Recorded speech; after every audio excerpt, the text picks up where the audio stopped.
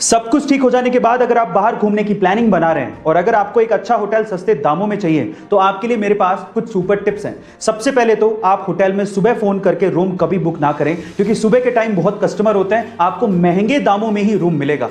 ज्यादा रात हो जाने पर भी रूम्स महंगे मिलते हैं, क्योंकि होटल वालों को पता होता है कि आपके पास कोई चॉइस नहीं है। तो फिर सस्ते रूम्स कब मिलते हैं? सस्ते रूम्स मिलते हैं शाम को 5 से लेके 7 बजे तक। तब सारे चेकआउट कर चुके होते हैं, रूम्स खाली होते हैं, आप तब बुक करिए, आपको सस्ता मिलेगा। इसके अलावा अगर आप ऑनलाइन बुक कर रहे हैं तो इससे अच्छा तो यह है कि आप ऑनलाइन डिस्काउंटेड प्राइस देख लीजिए, होटल को डायरेक्टली कॉल कीजिए, तब आपको वो रूम सस्ते दामों में भी मिल सकता है। गाइस, आपको ये सुपर टिप्स जान के कैसा लगा कमेंट सेक्शन में जरूर लिखिएगा। जब हमारा मोबाइल डिस्चार्ज होने लगता है तो हम लोग चार्जर को ढूंढने भागते हैं, लेकिन तब क्या हो जब आपको चार्जर मिले ही नहीं, या फिर आप ऐसी जगह पर हो जहां पर चार्जिंग सॉकेट हो ही नहीं, या फिर अगर इलेक्ट्रिसिटी ही ना हो तो क्या करोगे?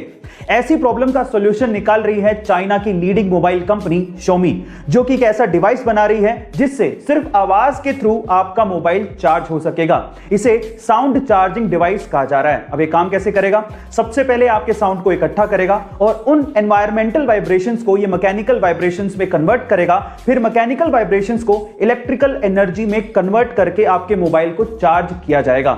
अब सुनने में ये अविश्वसनीय लग रहा है, लेकिन एक्चुअली इस पे काम चल रहा है। गाइस, आपको ये टेक्निकल फैक्ट सुन के कैसा लगा कमेंट सेक्शन में जरूर लिखिएगा। चेस यानी कि शतरंज को बुद्धिमान लोगों का खेल माना जाता है और इसे इंडिया में ही इन्वेंट किया गया था। पर अगर मैं आपसे सवाल पूछूं कि एक ही टाइम पे एक ही चेस बोर्ड पे कितने मैक्सिमम प्लेयर खेल सकते हैं तो आप लोग क्या कहेंगे?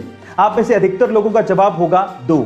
लेकिन इंडिया के भोपाल के रहने वाले आदित्य निगम ने 8 महीने की कड़ी मेहनत के बाद एक ऐसा चेस बनाया है जिसमें एक ही टाइम पे एक ही चेस बोर्ड पे 2 नहीं बल्कि 3 लोग आपस में खेल सकते हैं। मजे की बात यह है कि इसमें कोई एक प्लेयर बाकी दोनों प्लेयर को एक साथ हरा भी सकता है, और इस 3 प्लेयर चेस का नाम आदित्य निगम ने ट्राई विजार्ड रखा है। गाइस, दिमाग का खेल बनाने और उसे खेलने में हम भारतीयों का कोई सानी नहीं है। आपका इसके बारे में क्या ख्याल है कमेंट सेक्शन में जरूर लिखिएगा। ये बात है सन 1996 की, जब सौरभ गांगुली ने अपना टेस्ट डेब्यू इंग्लैंड के खिलाफ लॉर्ड्स के मैदान पे किया था और अपने पहले ही मैच में शतक ठोक के उन्होंने 131 रन की पारी खेली थी।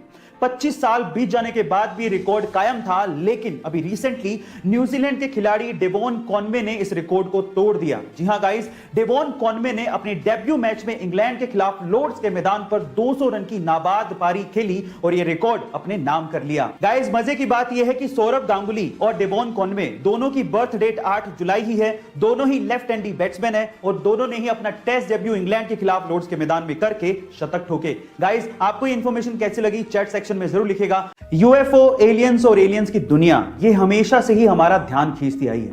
इस रहस्यमय दुनिया के बारे में हम हमेशा से ही और जानना चाहते हैं और हमेशा हम लोग यही मानते आए हैं कि एलियंस हमारी धरती पर आउटर स्पेस यानी कि बाहरी दुनिया से यूएफओ के थ्रू आते रहे होंगे।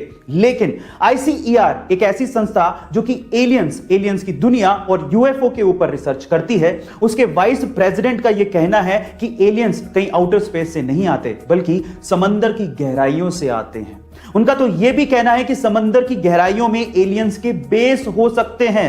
ओह माय गॉड गाइस, सच्चाई क्या है ये तो हम नहीं जानते, लेकिन एलियंस के बारे में यह खबर हमारी जिज्ञासा को और बढ़ा देती है। गाइस, आपको ये खबर सुन के कैसा लगा चैट सेक्शन में जरूर लिखिएगा।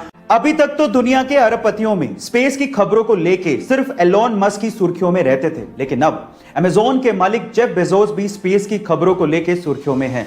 ऐसा इसीलिए क्योंकि 20 जुलाई 2021 को वो अपने भाई मार्क बेजोस के साथ स्पेस की यात्रा पर जाने वाले हैं और ऐसा करने वाले वो दुनिया के पहले मिलियनेयर भी बनने वाले हैं।